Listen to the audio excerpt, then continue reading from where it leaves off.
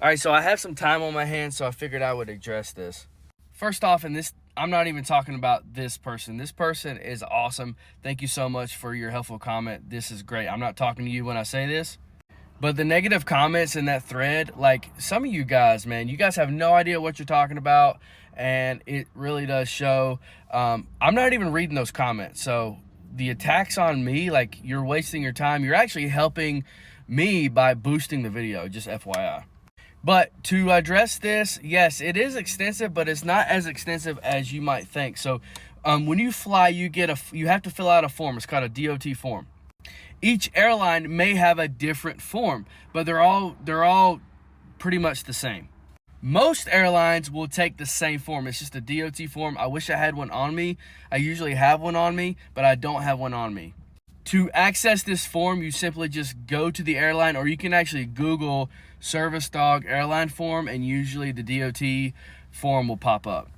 Most airlines only require you to fill out the form, and when you get to the front desk, the front station, to give them your bags, you just show them that form. And sometimes they don't even ask for the form, to be honest. And then they look at the form, they check off, and then you're on your way. However, there are some airlines that I mentioned before that require you to fill out a form hours or sometimes 24 hours before you fly. Most of the time, those airlines, they keep your records on file and you don't have to do it again. But sometimes that's not the case. You just have to look at the airline and you have to see what their requirements are.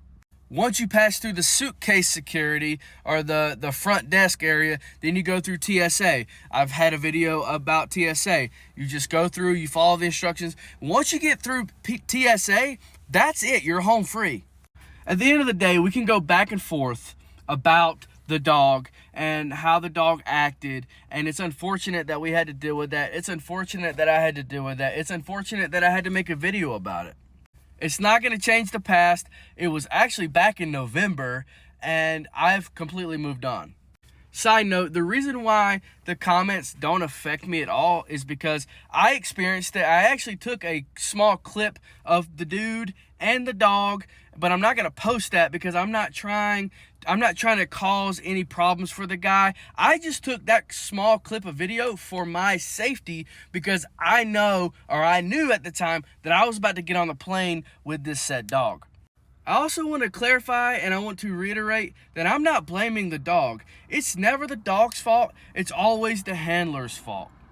But if you guys want to continuously argue in the comments back and forth, just understand that I'm not reading them and you're just helping me out. But please continue.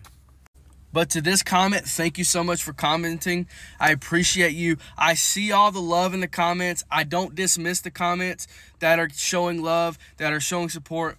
And also, I want to tell you this, and this goes across all social media in general. You're never going to understand the full story unless you lived the full story. Just food for thought. I love you guys, and I appreciate you. Thanks for being here.